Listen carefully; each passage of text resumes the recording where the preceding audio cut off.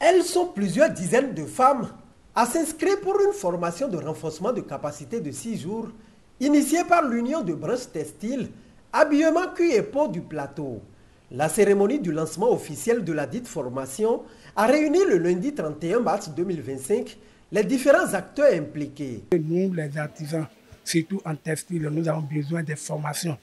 Par exemple, cette organisation a été faite pour renforcer la capacité des couturiers du plateau, précisément de la commune de Pobé. Celui qui vous apprend à pêcher vous aime plus que celui qui vous donne de poisson à manger, disait l'autre.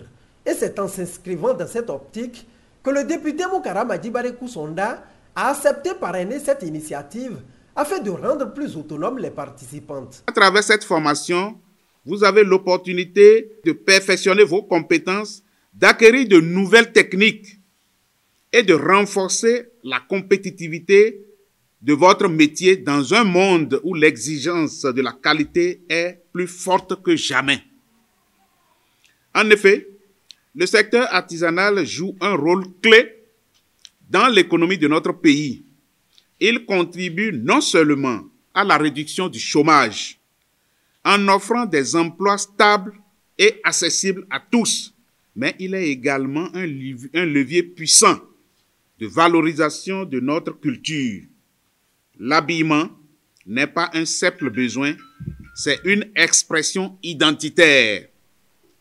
C'est pourquoi il est impératif que nous donnions aux artisans les moyens de se perfectionner, d'innover et de s'adapter aux évolutions du marché. Plusieurs raisons sous-tendent le soutien de l'élu de la 22e circonscription électorale à cette initiative. En acceptant de soutenir cette initiative, mon objectif est triple. Le premier, renforcer les compétences de nos artisans pour garantir un travail de qualité et leur permettre de répondre aux attentes de plus en plus élevées des consommateurs. Ça, c'est le premier objectif. Le second, encourager l'auto-emploi et la pérennisation des métiers de l'artisanat. Un artisan bien formé est un entrepreneur capable de se prendre en charge, de créer des opportunités pour d'autres et enfin, valoriser le mode bénin. C'est-à-dire, il faudrait que nous reconnaissions notre identité à travers notre mode bénin, made in Benin. Il est temps que notre savoir-faire local soit reconnu et promu, tant sur le plan national qu'international. Déterminé à œuvrer pour le bien-être communautaire à travers des œuvres sociales, il rassure d'œuvrer aux côtés des artisans afin qu'ils puissent vivre véritablement de leur métier.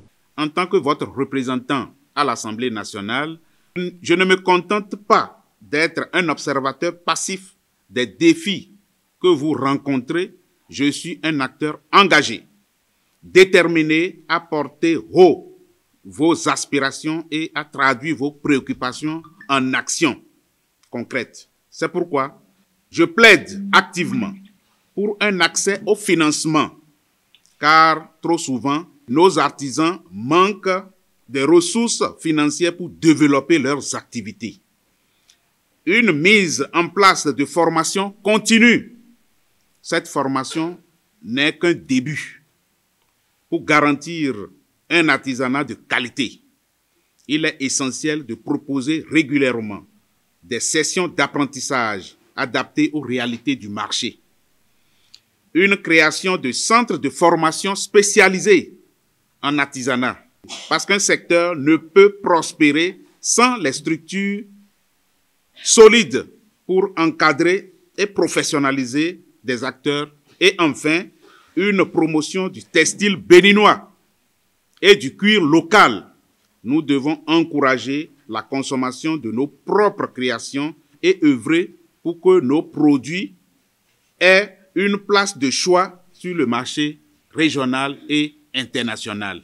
ce qui est salué des responsables artisans à divers niveaux. Je ne sais même pas comment m'exprimer par rapport à ma joie à travers de l'honorable. Sinon, ça n'a pas offert à tout le monde, des autorités, des députés, d'accepter ce genre de choses. J'encourage les participants qui ont su accepter pour apprendre quelque chose de plus, puisque vous êtes des patrons et patronnes.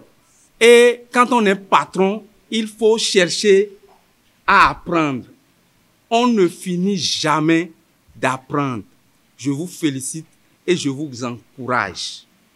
Je vous demande d'être serein et de suivre patiemment la formatrice ou bien le formateur pour les 3 jours ou 4 jours que vous allez faire ensemble. Aujourd'hui, nous sommes à l'ère de la nouvelle technologie, où les clients viennent avec déjà les modèles téléchargés quelque part sur YouTube, quelque part sur Facebook, et viennent nous imposer ce qu'ils ont envie de faire.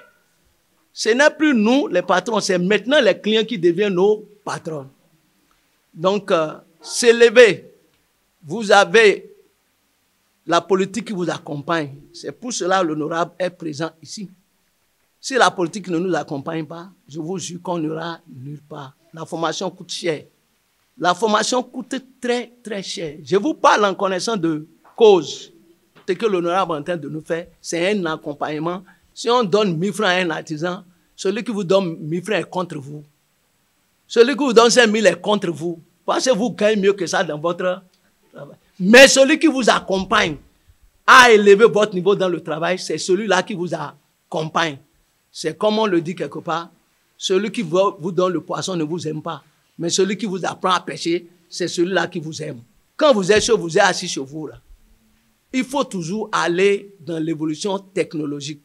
Aujourd'hui, nous avons tous besoin de ça. Monsieur l'honorable, c'est les couturiers qui sont là. La chambre de métier regorge plusieurs métiers. Je pense qu'après, nous allons encore vous solliciter pour d'autres corps de métier. Prévu pour durer 6 jours, les travaux de cette formation prennent fin le samedi 5 avril prochain, renseigne-t-on.